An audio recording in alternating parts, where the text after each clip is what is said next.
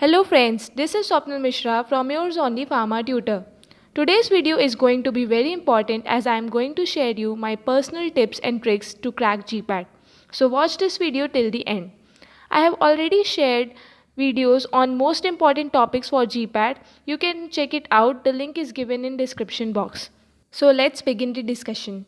अगर हम जीपैट के सिलेबस की बात करें तो यहाँ पे सब्जेक्ट्स को मेजर और माइनर में डिवाइड किया गया है.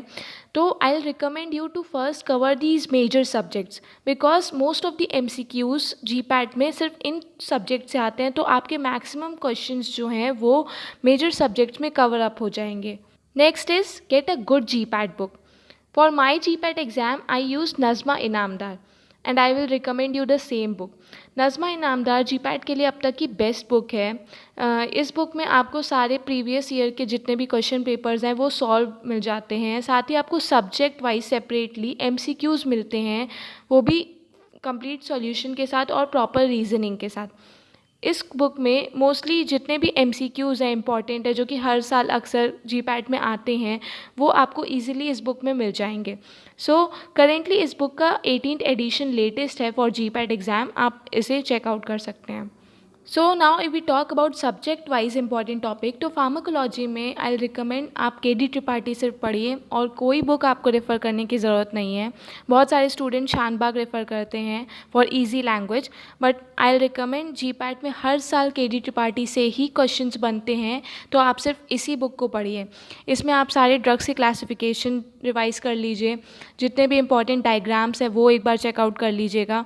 स्पेसिफिक एडवर्स इफ़ेक्ट्स जो होते हैं अलग अलग ड्रग्स के, for example grey baby syndrome हो गया क्लोरामफेनिकोल के लिए, ऐसे आपको स्पेसिफिक एडवर्स इफ़ेक्ट्स रिवाइज़ करने हैं. मैकेनिज़्म ऑफ एक्शन आपको देखना है. फॉर एग्जांपल एंटीबायोटिक्स में कौन सा drug 50S ribosomal subunit को बाइंड कर रहा है या फिर कौन सा drug cell wall synthesis block कर रहा है. इस तरह से आपको सेपरेट मैकेनिज़्म ऑफ एक्शन की नोट्स बनानी होगी. जो ड्रग्स कॉन्ट्रा इंडिकेटेड हैं इन प्रेगनेंसी वो आपको लिस्ट दी हुई है के.डी. त्रिपाठी में, आपको वो एक बार चेकआउट करने होंगे. ऐसे क्वेश्चंस बनते हैं हर साल. Drugs which are prescribed in pregnancy, for example anti hypertensive drugs जो कि सेफ़ होते हैं इन प्रेगनेंसी या फिर which are not safe in pregnancy, इस तरह के क्वेश्चंस आपको चेकआउट करने हैं. For example this question was asked in GPAT 2018. Which of the following adverse effects of ACE inhibitors results from inhibition of bradykinin breakdown? Options are analgesia, hyperglycemia, productive cough and dry cough. अगर आपने KD. Tripathi पढ़ी है तो आपको answer पता होगा. ACE inhibitors का specific जो साइड इफ़ेक्ट है, एडवर्स इफ़ेक्ट्स है, वो यहाँ पे पूछ रहा है. और dry cough is specific adverse effect of ACE inhibitors. So answer is dry cough. Next is pharmaceutics. Pharmaceutics में I will refer to use Lachman. Lachman में जितने भी इंपॉर्टेंट टेबल्स और चार्ट्स दिए हैं आप वो सारे रिवाइज़ कर लीजिए क्योंकि अक्सर उसमें से क्वेश्चंस बनते हैं हर साल. HLB values, these are important. pH, pK values, आप ये सब चेक कर लीजिए. फार्मास्यूटिक्स के लिए आपको लेकमिन में डिफरेंट इंस्ट्रूमेंट्स मिल जाएंगे, उनके सेपरेट रोल्स होंगे. तो इस तरह से आप सारे इंस्ट्रूमेंट्स देख लीजिए, उनका स्पेसिफिक रोल देख लीजिए. डिफरेंट डोसेज फॉर्म्स हैं, liquid dosage forms, solid dosage forms, सारे डोसेज फॉर्म्स, उनका स्पेसिफिक यूज़ है, उनकी प्रॉपर्टीज़, ये सब आपको एक बार देखनी होगी. अगर हम बायोफार्मास्यूटिक्स की बात करें तो बायोफार्मास्यूटिक्स में डिफरेंट प्रिंसिपल्स दिए गए हैं. फॉर एग्जांपल मेथड्स दिए हैं, फिक्स लॉ ऑफ डिफ्यूजन है, वेगनर नेल्सन मेथड हो गया. इस तरह से जो बुक्स में जितने भी मेथड्स दिए हैं, प्रिंसिपल्स दिए हैं, वो सब आपको सारे रिवाइज करने होंगे. For example this question was asked in GPAT 2018. The Du Nouy ring method Du Nouy tensiometer determines. यहाँ पे पूछ रहा है कि डुनॉय टेंसियोमीटर का रोल क्या है, वो क्या डिटरमाइन करता है. Options are surface tension, interfacial tension, both A and B और none of the above.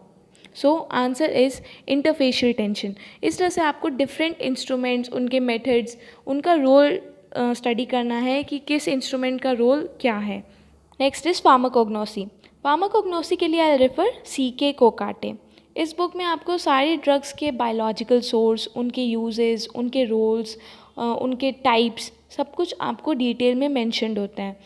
For example different types of stomata, आपको दिया होगा कि different identification test for different drugs.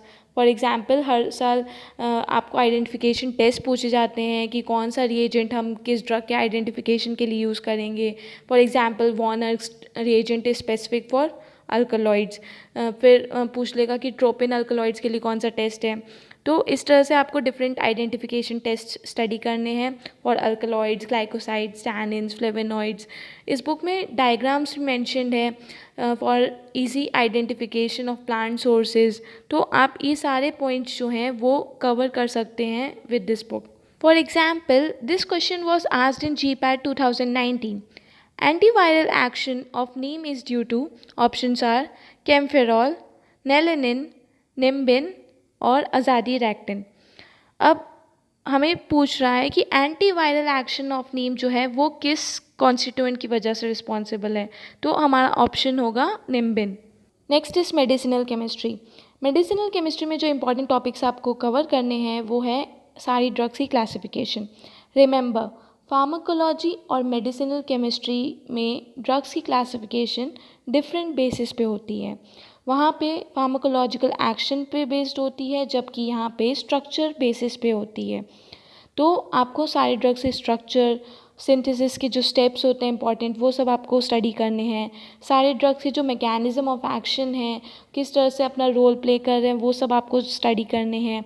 Important SAR, structural activity relationship, आपको देखना है। For example barbiturates के structure में अगर हम कोई चेंज करें तो उसकी एक्टिविटी में क्या इफेक्ट पड़ेगा। तो ये सारे इंपॉर्टेंट टॉपिक्स आपको मेडिसिनल केमिस्ट्री के लिए कवर करने हैं। मेडिसिनल केमिस्ट्री और बाकी सारे सब्जेक्ट्स की जो इंपॉर्टेंट बुक्स हैं वो भी हमने अपनी एक वीडियो में शेयर की है, आप वो वीडियो चेकआउट कर सकते हैं। Next is organic chemistry. Organic chemistry के इंपॉर्टेंट टॉपिक्स की बात की जाए तो name reactions are the most important ones. हर साल नेम रिएक्शन से 1 या 2 क्वेश्चन ज़रूर बनते हैं। आपको क्वेश्चन में रिएक्शन पूरी दे दी जाएगी और पूछा जाएगा कि इस रिएक्शन का नाम क्या है। आपको 4 ऑप्शंस दे दिए जाएंगे नेम रिएक्शंस के, तो आपको नेम रिएक्शन मेंशन करना होगा। या फिर आपको स्ट्रक्चर पूछ लिए जाएंगे कि एक स्ट्रक्चर दे दिया जाएगा और पूछा जाएगा कि इस स्ट्रक्चर का नॉमेनक्लेचर क्या है। नॉमेनक्लेचर बहुत इंपॉर्टेंट होते हैं। आपको इंपॉर्टेंट नॉमेनक्लेचर्स जो हैं स्पेसिफिक ड्रग्स के, वो आपको रिवाइज करने हैं, प्रैक्टिस करने होंगे। Next is pharmaceutical jurisprudence. आप ये सब्जेक्ट तो प्लीज़ कवर कर लीजिएगा क्योंकि ये बहुत ही ईजी टॉपिक है। इससे आपके 1-2 क्वेश्चन जो हैं वो कवर अप हो जाएंगे। इसमें आपको सिर्फ शेड्यूल्स रिवाइज करने हैं। जितने भी शेड्यूल हैं A to Y वो सारे रिवाइज कर लीजिए, उनके सारे रोल्स रिवाइज कर लीजिए। ड्रग्स एंड कॉस्मेटिक एक्ट कब आया, कितने रूल्स थे, किस ईयर में सारे रूल्स आए, तो ये सारे इंपॉर्टेंट पॉइंट्स जो हैं वो आपको स्टडी करने हैं फॉर फार्मास्यूटिकल ज्यूरिस्प्रूडेंस। तो आपके क्वेश्चंस जो हैं इस सब्जेक्ट के वो कवर हो जाएंगे। Next is biochemistry. बायोकेमिस्ट्री में के इंपॉर्टेंट टॉपिक्स हैं कार्बोहाइड्रेट्स, वाइटामिन्स। वाइटामिन्स में डिफरेंट वाइटामिन्स के जो स्पेसिफिक नेम्स होते हैं। फॉर एग्जांपल विटामिन B6 को पायरिडॉक्सिन कहते हैं। तो इस तरह से स्पेसिफिक नेम आपको और उनके स्पेसिफिक रोल्स, उनकी डेफिशिएंसी से कौन सी डिजीज़ होती है, ये सब आपको स्टडी करना है।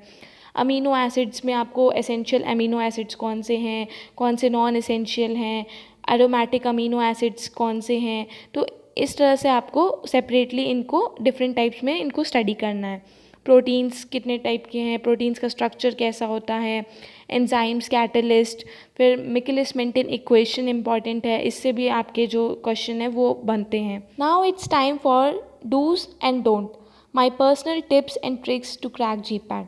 Stop wasting time, start now. As we know, due to corona pandemic most of the colleges are closed. अभी आपके पास सेमेस्टर का प्रेशर नहीं है, एग्ज़ाम का प्रेशर नहीं है, आप अभी घर में हैं, तो इट्स द टाइम कि आप अभी से अपनी प्रिपरेशन जो है GPAT के लिए वो स्टार्ट कर दें। In spite of wasting your time on social media like Facebook, YouTube और ट्विटर, आप अभी से अपनी हैंडी नोट्स बनाना शुरू कर दीजिए। आप थोड़ी थोड़ी नोट्स डेली बनाइए, आप 1-2 पेज ही लिखिए, लेकिन अभी से नोट्स बनाएंगे तो वो आपको एग्ज़ाम टाइम में बहुत हेल्प करेगी। Make your personal study plan. हम अक्सर इंटरनेट में सर्च करते हैं what is the best time to study, what is the best schedule, but problem ये होती है कि भले हम उसको 1-2 दिन फॉलो करते हैं बट हम उसे कंटिन्यूएशन में फॉलो नहीं कर पाते हैं। इसीलिए इट्स बेस्ट आप अपने कंफर्ट लेवल के हिसाब से अपना शेड्यूल डिसाइड करिए ताकि आप उसको रेगुलरली फॉलो कर सकें। Make your personal notes. अभी आप फ्री हैं, आपके पास टाइम है, आप एक नोटबुक लीजिए, उसको जीपैड की नोटबुक स्पेसिफिकली मेंशन कर दीजिए। आप उसमें अभी से जीपैड की नोट्स बनाना शुरू करिए। ये जीपैड की जो नोट्स आप अभी से बनाएंगे तो नेक्स्ट 5 मंथ्स के बाद जो आपका एग्ज़ाम होगा, आपके एग्ज़ाम टाइम में जो लास्ट 1 मंथ होगा, आप उस वक्त सिर्फ अपनी पर्सनल नोट्स रिवाइज करेंगे। अभी आप अपनी पर्सनल नोट्स बनाइए with the help of different standard books. आप यूट्यूब वीडियो देख सकते हैं, इंटरनेट से डेटा कलेक्ट कर सकते हैं।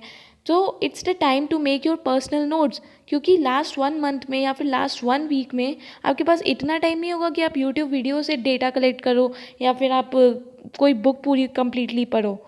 आपकी जो पर्सनल नोट्स हैं वही आपके लिए लास्ट मोमेंट में सबसे ज़्यादा हेल्पफुल होंगी। Next is solve previous year questions. Previous year question paper solve करने से आपको एग्ज़ाम पैटर्न का जो है एक आइडिया लग जाता है कि किस तरह के क्वेश्चंस इंपॉर्टेंट हैं या किस तरह के क्वेश्चंस बन सकते हैं।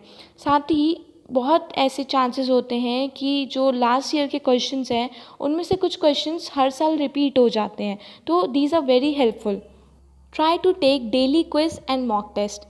डेली क्विज से मतलब ये नहीं कि आप डेली 100 क्वेश्चन सॉल्व करो, आप डेली 20 क्वेश्चन सॉल्व करो। आपको थोड़ा सा टाइम मिले आप डेली क्विज ले लो। मॉक टेस्ट आप लास्ट टाइम में ले सकते हो, पहले आप अपनी नोट्स बना लो, अपनी पहले कॉन्सेप्ट्स क्लियर कर लो, बाद में आप मॉक टेस्ट लेना। मॉक टेस्ट लेने से आपका ये बेनिफिट होता है कि जो आप 3 घंटे का जो टाइम मैनेज करना है आपको एग्ज़ाम टाइम में, वो आपकी जो प्रैक्टिस है वो मॉक टेस्ट से हो जाती है। आपको टाइम मैनेजमेंट में बहुत हेल्प मिलती है। Next step is no guess making. देसी भाषा में बोले तो नो तुक्केबाजी। तुक्का नहीं लगाना है, ये चीज़ आप अपने दिमाग में बिल्कुल बिठा लीजिए। जब मेरा जीपैट का एग्ज़ाम था तो हमने अपने दिमाग में ये चीज़ बिठा के रखी थी कि 3 घंटे का एग्ज़ाम होगा, चाहे कुछ भी हो जाए, तुक्का नहीं लगाना है। Because remember, negative marking exam में आप अगर तुक्का लगाओगे तो हो सकता है कि वो तुक्का गलत निकल सकता है। अगर आप पहले मेन टारगेट रखो कि आप जितने क्वेश्चंस आते हैं उनको सॉल्व करो और बाद में जो नहीं आते उनकी ओर जाओ, उनको दोबारा रीड करो, दोबारा समझो। अगर आपको लग रहा है बिल्कुल 90% चांस है कि हाँ ये ऑप्शन सही है, तब आप लगाओ, वरना तुक्केबाजी करने की कोई ज़रूरत नहीं है। Avoid negative people. हर एक के फ्रेंड सर्कल में कुछ ऐसे लोग होते हैं जो कि नेगेटिव वाइब्स देते हैं, जो कि आपको डीमोटिवेट करते हैं कि नहीं यार नहीं हो सकता, जीपैट है यार, नहीं हो पाएगा क्वालिफाई। या फिर कुछ लोग ऐसे होते हैं जो आप पढ़ रहे हो तो कहें यार क्यों इतनी मेहनत कर रहा है, अरे यार इजी है, लास्ट 1 मंथ में निकालेंगे, अभी से क्यों पढ़ रहे हो, अभी तो बहुत टाइम है। ऐसे नहीं करना है। आप अपने ऊपर ध्यान दीजिए, आप अपनी पोटेंशियल देखिए, आप अपनी जो मेहनत है, अपना हार्ड वर्क है वो अभी से करना शुरू कर दीजिए। Try to avoid these negative people. ऐसे बहुत से चतुर हैं जो कि अपनी पढ़ाई पढ़ लेते हैं लेकिन दूसरे को डिस्टर्ब करने के लिए आ जाते हैं। So I will suggest please avoid these people till your GPAT exam. आप एग्ज़ाम के बाद इनसे बात कर सकते हैं, कोई प्रॉब्लम नहीं है। Most important is to stay positive. आपको अपनी जो थिंकिंग है वो पॉजिटिव रखनी है, हार्ड वर्क कीजिए, अपना बेस्ट दीजिए, अपना पोटेंशियल लगा दीजिए, that you are giving your best. बाकी जो रिज़ल्ट है उसको भगवान जी के भरोसे छोड़ दीजिए। Trust the Almighty. Next, most of the students have doubt when to study, daytime or night time. So, main thing is every individual has a different potential.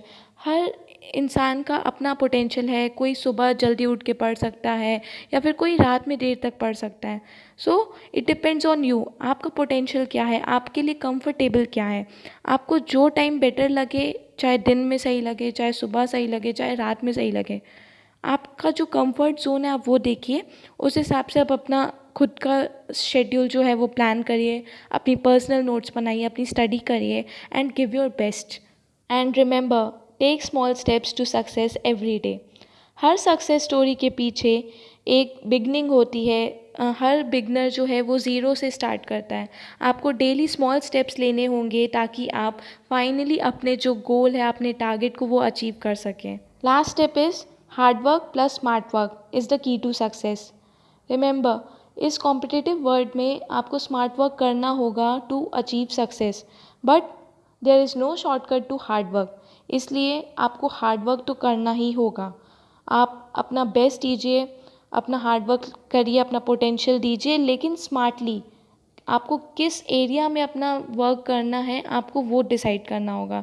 जैसे कि इंपॉर्टेंट टॉपिक्स जो आपको बताएं, आपको उन पे स्मार्टली अपना जो पोटेंशियल है वो अपना बेस्ट देना होगा to achieve your goals. So that's all for today's video. Thanks for watching.